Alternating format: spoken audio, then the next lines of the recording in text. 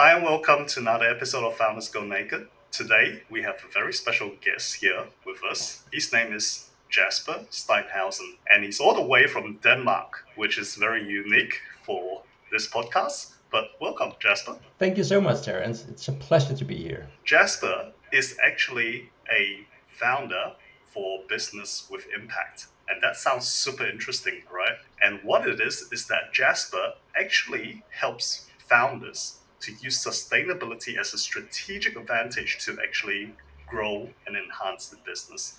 So that's what we'll be talking a little bit about today. Plus, he is the author of a best-selling book. So I'm super excited to have Jasper here today. So Jasper, tell me a little bit about your business journey and what are some of the proudest achievements that you have had in your business journey? What a nice opening question. Well, I get up in the morning to get business on the right side of history by becoming a force for good. So what I'll be sharing here is reflected a bit by that. So I have a couple of clients that I've been working with that are sort of stand out. So one of them is that I helped a company called Grundfos, which is, I think, the biggest or the second biggest pump manufacturer in the world. So responsible for you having water pumping around it when you open the tap in your house. Odds are pretty good that it will be a pump they created, right? So that's a pretty big company, and I help them get sort of raise and finalize their work on a climate ambition, saying that they will take responsibility to make the entire value chain carbon positive by 2030, and helping them sort of fine tune that and make the foundation for getting that decision passed at the board, first at top management level and second at the board, for them to really start pushing through on this. Has been a really interesting project to be part of. We worked with them for a period of time. And interestingly enough, actually, I was part of initiating the idea like 6 years earlier, perhaps even 8 or something, on a different project, but where they asked us to look at what would be the consequences of a net zero vision, right? And we said, pushed a bit for, why zero? Why not positive? There's so much more energy in creating something. It really sets you apart. Today, there are loads of companies that had a net zero strategy, but there's still quite few that has a let's move beyond, right, and actually take more out than we emit. So that kind of took around 6 years of maturing before then came back with the project. So it also tells a bit about how long some of these change processes take, right? And for your audience, that many of them are working with change and change processes, right? So I'm guessing it reflects a bit, but it's just interesting, I think, to see how many years maturity actually takes sometimes. So that's an interesting thing. Then of course you mentioned the book. I think that's another achievement that I'm proud of. I wrote it in 100 days. Wow. Okay. And I think it's been really an amazing thing to do. And I've been working for a while with having Daniel Priestley as a coach. You might know him, and some of your listeners probably do. And he always says, and I really agree with him, he says the most important book in your life is not a book you read, it's the one you write, because it just gives you a completely different level of clarity, but also really sets you apart in the marketplace for the people that haven't. So it was really a great experience, and doing it 100 days means it's really it's an achievable thing. I basically spend an hour a day writing every day in the morning, and then. Of course, I think every coach and consultant should have a book, but we'll dive more into that a bit later. Let's do that. But I'm just also curious, like, what triggered you to start this business? And what were you doing before? I mean, you probably were in some comfortable job or something. And what triggered you to start this business? Well, it actually goes way back because I still remember it. There's a day in my life that started all of this, or an experience in my life that started all of this. And I was just a teenager. I was sitting in school, and the subject of this class was climate change. It's a geography lesson.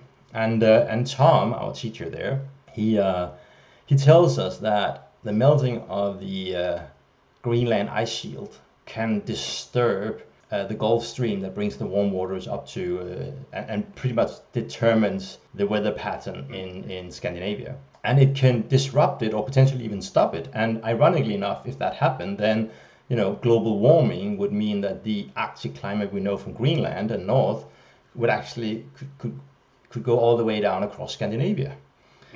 And that did something to my young brain. It was kind of like, what is this the magnitude of the experiment that we humans are doing right now, right?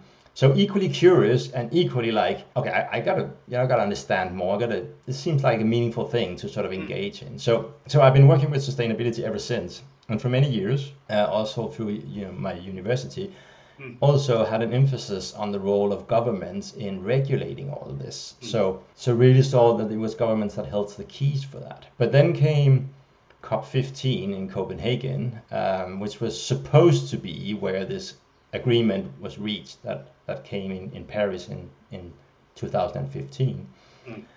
And today, COP15 in Copenhagen is widely recognized as the worst COP of them all.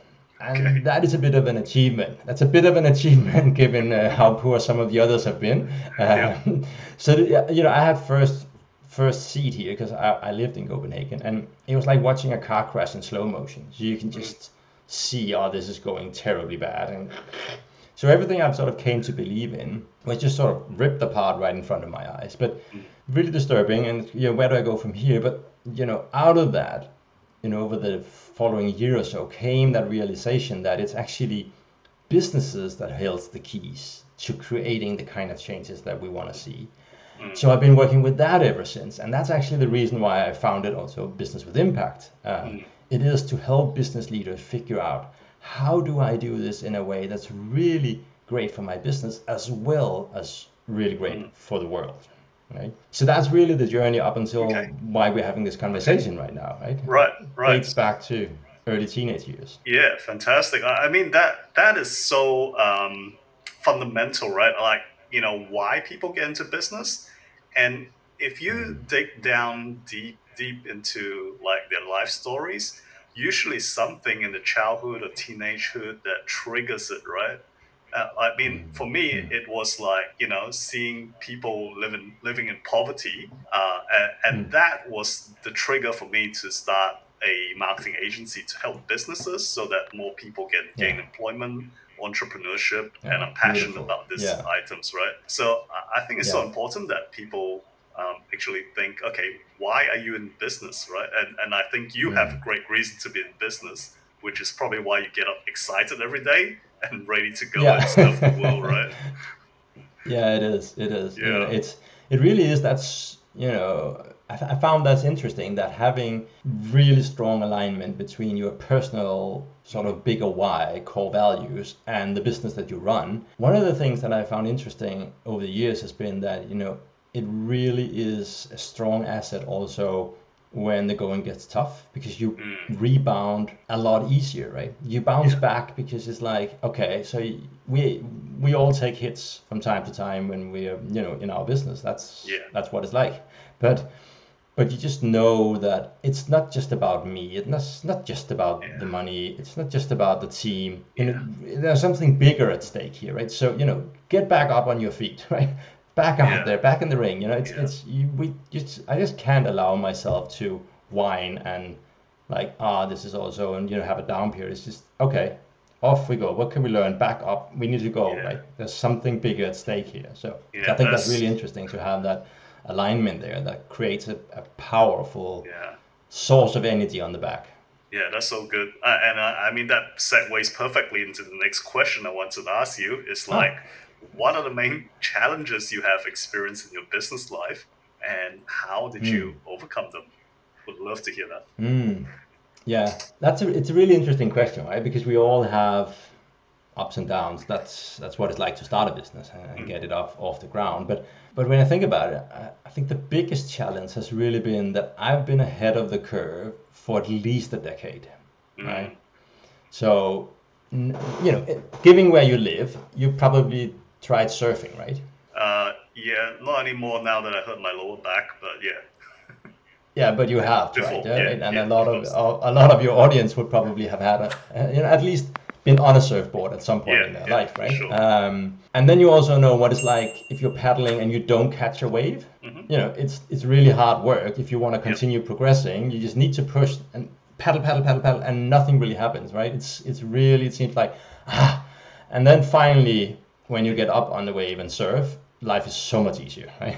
Yeah. So I think that really describes the first many years, both of I've also been formerly in a corporate, but also running my own different businesses in this field has really been that being ahead of a curve. Today you can surf, but for at least a decade, it's really been like trying to catch that wave. Mm. But but the amazing thing about that is that today it's one of those things that I wouldn't wish for anybody to try to do this in building a business. Mm. But today I'm really glad that I had these struggles, because Mm. back then there was very, very few companies that sort of set up a quote unquote green project just to Mm. sort of put everything in there, just because they wanted to advance something on Mm. sustainability. Right? So it really taught me a lot about sort of on the essence of what I do today and the core of the book, about how do I tie this into business? How do I train myself to learn how sustainability can solve a lot of the problems that it actually can, right? A lot Mm. of the business problems. Mm. So, building that connection between sustainability on one side and strategy, business leadership in the other, that bridge, very few people have that bridge, because they either come from strategy, business leadership, kind of like business education, or they come from a more technical environmental background. Yes. And none of them have, they only scratch the surface on the opposite theme and insights, right? So very few people have that. So I think one of my biggest skills and competitive advantages today is grown out of spending a decade at least trying to catch that wave, right? Or waiting for it to build. Yeah, yeah, I can imagine, because you'd probably be like that, I don't know, for lack of a better analogy, like that prophet who preaches about, something, and everybody's just ignoring him, going, oh, that's that crazy guy. What's he talking about? Yeah. Sustainability, right? But then I'm glad you married sustainability with actually strategy, right? And actually, that's what I want to ask next, because that sounds Yeah. to me like a polar opposite between sustainability and profitability, right? So how do you marry that? I'm just curious, because like a lot of people listening might just be thinking, Mm. oh, this sustainability stuff doesn't apply to me. I'm Yeah. just like a coach. So yeah, Yeah. how does it apply? How can they practically Yeah. use it, Jasper? Yeah. Well, there are two ways you can address this, right? Mm. One is going to cost you money, and one is going to make you money, right? Mm. So the problem today is that most businesses, and that's whether it's actually, the coaching business themselves or the clients that they have, most of them they deal with sustainability in a way where they have a very low or even no return on investment on whatever sort of effort and money they put in, and also a quite low impact. So there's a lot of wasted opportunity here, right? So that's really the problem that we have. And the way to deal with this, to come back to your question, is to tie sustainability to the core of the business. It's to understand that there are loads of opportunities to creating business value here. Typical, what we see is that companies are able to cut costs to increase innovation, increase productivity, customer loyalty, increase sales. It's areas like that, which is on any business leader's plate already. They're just not aware that there's like an extra layer in the toolbox Yeah. that they can utilize for this. And this, especially if you're a manufacturing company or if you're a service company that has a significant, sort of set of, you could, I guess you would call it a bit of a tail of resources, right? Say you might be you're a service company because you are logistics, but Mm. you're pretty, you need all the equipment to be able to transport stuff, right? Yeah. But whereas if you're a coach, there is less of sort of direct cost you can save directly. But Yeah. the trick here is to always focus in on the core of the business. So I normally tell people, what's your top 5 business problems at the moment, and what's your ideal client's top 5 businesses problems. Sorry. So that gives me 2 sets of 5 problems, or more if they have different sort of ideal clients in different markets. But let's just take one at a time. Some of them would probably be overlapping, like cutting costs or attracting talent or whatever it is. And then say, okay, how could you, with your specific business, how could you help? Where is there sort of a resource use connected to this somehow? What could we do to change this? Where is branding important? So there's so many ways to this. And the key thing, and if you're sort of a service company like coaches, you very often they have a brilliant opportunity to be the fire starters, right? Because as a lot of this, and really especially the starting point, is really about how we talk about stuff. So that sort of transformation of that, and if you like, we could dive into it a bit. But the role will very often be to sort of point out some of the opportunities here. And that goes for, let's just say you're an accountant, so you have all the numbers, or you're a legal advisor, because you have all the set up around the business, and you have access to senior leadership, and they trust in you. And the same goes for a lot of the coaches, right? So you have a unique opportunity when you are that sort of pure service company. So the biggest impact you can gain is through your clients, right? It's not, it's not your electrical car or your organic food or anything. Do that as well, because it has strong signaling power. But in terms of actual impact, the majority of the impact you can create is through your customers. But yeah, if you like, we can dive into it a bit more. But okay, so let's take a hypothetical example. Like if I were a business coach, right, and I came to you, Jasper, and I said, look, I coach other businesses on how to grow. I coach entrepreneurs or small businesses on how to grow. How would I practically apply what you just said there into my business? Yeah.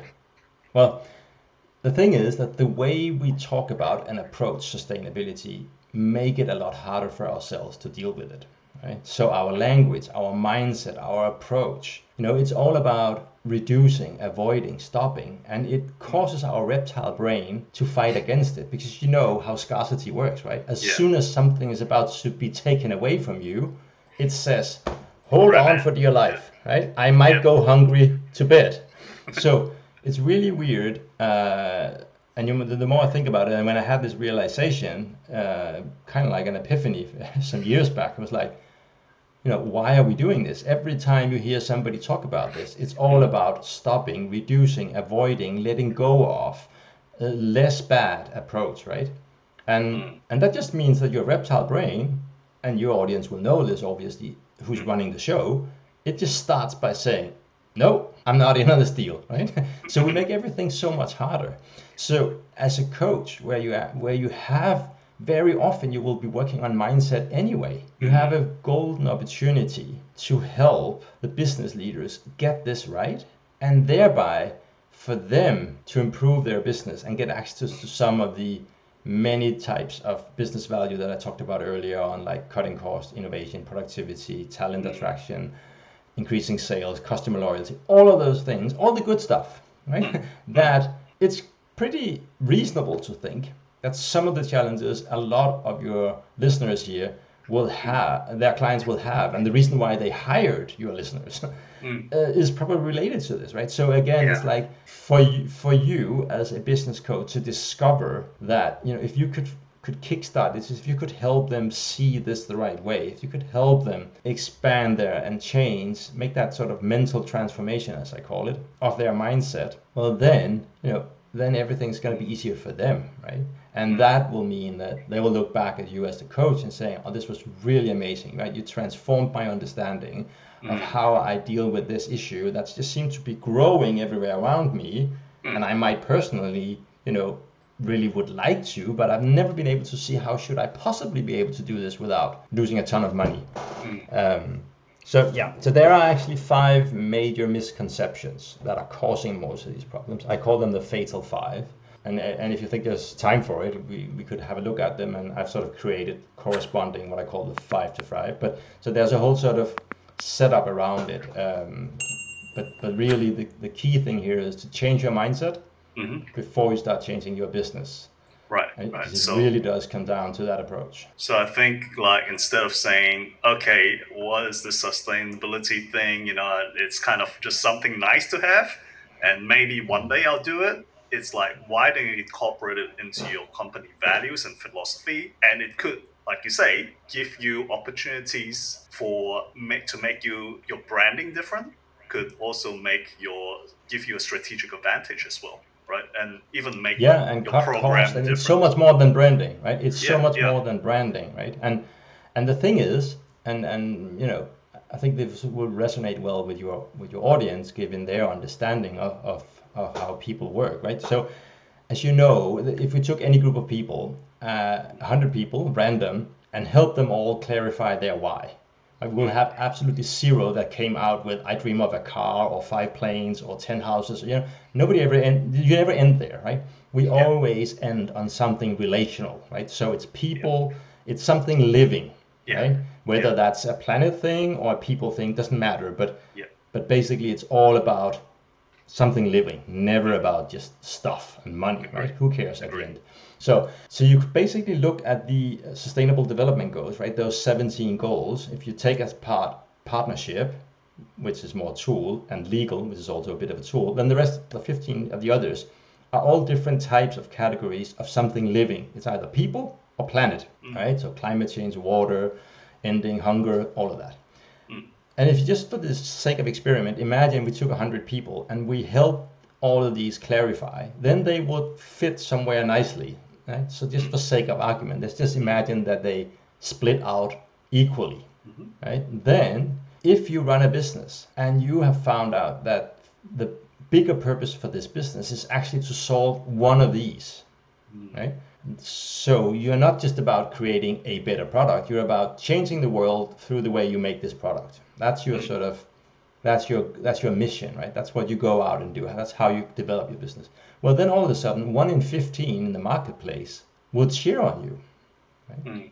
So this is the tailwind, and this is a key thing that many people do not think about and realize. If you make yourself a force for good company, then all of a sudden you will have something like 1 in 15 that will be cheering on you. And if you're on a popular subject like climate change or something, it's even more, right? Yeah. And that's going to give you such a tailwind, because I might not need your product, but I really like everybody who is trying to solve what I feel is really something we must solve. So if I know anybody who needs that chair you produce or that service you have or whatever it is, well, I'll give you a heads up. You should have a look at these guys, because they're really great. At the end of the day, of course, your service and your product has to stand the test. That's how it is. But it's going to give you, it's the fast track to get into the finale where it's just you and 2 or 3 others, right? Yeah. And if you just imagine how much is that worth to skip from being 1 of 100 in the marketplace to being 1 of 3. And that's the type of power you can get out of this. So that's, if you help, imagine you're the business coach here. If you help your client get this right, help them clarify the mission, that's something bigger than themselves, that's their ticket to get on the short list again and again and again and again, right? Imagine that value. It's huge. That's fantastic. I like that. I mean, it's kind of like, you will attract some people and you will repel some people, but that's okay, because the people you repel are probably not the people you want to work with in the first place, because they don't share your same values, right? Yeah.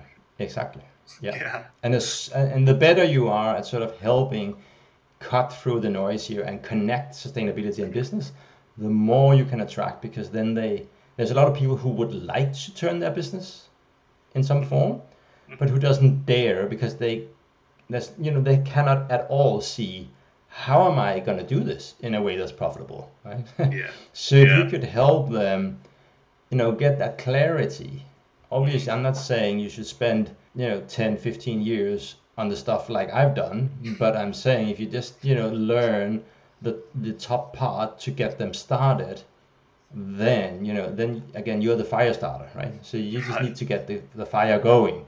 Yeah. Then then they start to see the opportunity and they will find their way, right? So you Yeah. don't have to say, okay, I'm going to learn as much as Jasper on this stuff. Don't go there. It Yeah. takes too long. But, just concentrate on getting the fire started. I just want to share a recent example that I guess supports your point is that, as I just mentioned, my whole thing is about helping to solve poverty, right? And I met up with a coach who is specializing in creating entrepreneurs out of kids, training them to be entrepreneurs. Okay. And we gelled Nice. so well because we like, yeah, I totally believe in what you're doing, and we're just like, yeah, we really hit it out of the park, and we could have talked for hours because of Yeah, just I because can we share the same imagine. values there, right? Yeah, exactly. Yeah, yeah, Yeah, true. so super cool. That is a very good tip, by the way, and very practical. So I see now how sustainability can fit into anybody's business, really. I do have one question, Jasper. I Hmm. mean, for you, a lot of your clients are big businesses, corporations, high level guys, I guess. Can you share some of your secrets as to how you actually get clients like these? Yeah. Well, that segues very well in from where we stopped just a second ago, right? Yeah. Because as you know, a lot of these larger companies, they have created significant sustainability, climate, whatever goals, right? And as you know, and as all your listeners will know, the key to any client is solving existing meaningful problems, right? Yeah. That's it. If you're good at that, then you get a shot at the title, right? And many of the businesses, all those who has done this right, they have set goals that are so big that they Mm, actually haven't got a clue how to get there, right? Talking right. about Grundfos there in the beginning, right? How do I transform my entire value chain to become carbon positive? And this was back around 2021 or something, so I have a decade, right? And it's a global company, right? As I said, the Mm. biggest in the world in its field. Yeah. So Yeah. humongous task by any scale, right? So Right. no idea how to get there. And the thing is that as I can help them see how could you take some of these steps in a way that's going to be good for your business and progress you towards this goal. And that's really how I ever sort of get a chance Mm, to connect to these people, right? mm. And then of course network and a bit of luck, to be honest. Mm. Yeah. Sometimes, Bit of luck stumbling never up hurts. into people, right? It is, right? It's kind of like, oh yes, right, good. I suddenly discovered you somewhere, or somebody mentioned you, or I heard you at a presentation at a conference somewhere, or I've never heard about you before, but you seem to strike a chord in the way you deal with this. Yeah. I'm open for a conversation, right? So could be anything, but it's just really, sort of back to I'm it's the same medicine I take myself, right? It's Mm-hmm. how I go out and show up. Mm-hmm. And obviously that's also why it's good to have the book. Mm. It's why I have a podcast. It's why I post every day, or at least 5-6 days a week on Mm. LinkedIn. Just giving lots Yeah. of valuable stuff away, Mm-hmm. because it ups the chance that some of the people I would like to work with, they kind of stumble upon it or read some of Yeah. my newsletters or whatever, and it's kind of like, this is kind of interesting, right? He has Yeah. something here, because normally a lot of the big companies will go with their equally big, the big Yeah. five or Yeah. something, right? Also from a sort of perceived risk reduction perspective, right? That Yes. they must know what they do. So if I'm heading into unknown territory, let me walk with somebody with a brand that if it fails, I can at least say, well, but I hired these guys. What else could I have done? Whereas I hired somebody nobody else knows, right? So that's that's typically what you're up against, Yeah. when you are that smaller player, even though you are trying to establish yourself. But yeah, so I think those are some of the core elements. Nice. Nice. I like it. And you mentioned your book, so let's get back to your book. And Yeah. I know you've achieved Amazon best-selling status, which is super cool. Yeah. Congratulations. Thank you. How Yeah. have Yes. how have you leveraged the status of being a best-selling author in your business? Uh, Has it helped you in any way? I'd love to hear Yeah. about that. I could start by asking you a question. Sure. When we started talking and you figured, hey, this could be nice to bring him on, did it mean anything that I told you I was an international best-selling author? Absolutely. I mean, straight away, I'm like, okay, this guy is kind of like a little bit higher than the regular guy I would speak to, kind of Yeah. thing. Yeah. Yeah. Yeah. Right. So there you have it. That's actually the entire answer, right? So having that, basically, and it might take 100 days for me to write it, plus all the sort of final details, but it, basically took me 10 to 15 years to be able to write it in 100 days, right? Yes. And that's what people know when you get a book, when you write a book and it's actually good enough to get international best-selling status, then obviously you must have something valuable, right? Yeah. So it's really about going out and using it for kind of like doing the heavy lifting, for getting on podcast, for getting dialogues with clients, for getting on stages and media, and so it's that sort of impactful business card, I guess you could call it, right? That I just push ahead of me whenever I have a conversation or whenever I have a chance, right? Yeah. I don't have business cards. When I go out to a networking event, I bring a handful of my books, right, and give them away, and that's it, right? Yeah. And I think the reaction is so different as well. When I too have a book, by the way, and it's called Lead Search. Yeah. And when I give that book away to people at networking events, they're like, whoa, like they're like almost like I don't know, for lack of a better word, almost like worshiping you kind of thing. And they're like, really? I can have this book? Yeah. Wow. It's like Yeah. they're so impressed. Whereas Yeah. if you give a business card, it's like they just politely read it for like 5 seconds. Or some of them just like, put it in the back pocket, So huge difference there. Jasper, I also want to ask you another question is that, all right, what would I guess this is a long-term vision question. How do you see your business ideally impacting the world when you one day decide to hang up your boots, so to say? Yes. Well, as I said, it's really when I guess I have achieved how I opened this, right? It's changing the way we do business. So I imagine in a future place, we are at least at a point where all the forward-looking business leaders of the world, they have realized that, transitioning your company to become part of the solution or a force for good company or whatever you want to call it, really is the superior business approach. Right? I wouldn't call it a business model because there's tons of models underneath it, but it's a superior business approach for all of the reasons that we've been talking about here today, right? Yeah. So that's when I can check out. That's when I would see that at least all the forward-thinking ones, the ones that are driving this, the ones that are the winners, they realize this, right? So I've been part of changing our understanding of the role of business, that it really is a vehicle to make the changes we want, and it's such a joy to run such a business. So I think that's, by then, I can check out. Probably not before. Yeah, well, that's for you, since you're so young, I think that's at least 50 years from now, so you got plenty of time then. No, I'm going to make it in far more than 50, trust me. Fantastic, Jasper. Hey, so Jasper, I'm just curious as well. If people want to find out more about you, learn more about you, actually, I think you got a gift for our listeners today. So can you please? Yeah, exactly. And we talked about the book before, and that's actually if you want to know more, if you want to get a gift, I actually created 3 different gifts for you, so you can have a choice of what seems best like you, and one of them is the book, if that's your thing. So all you do is go into my website. It's called bwimpact.com/more impact, right? So bwimpact.com/more impact. If you go in there, there are 3 different gifts, and there's also contact details there and LinkedIn and everything. So feel free to connect with me. Feel free to come, ask any questions or anything.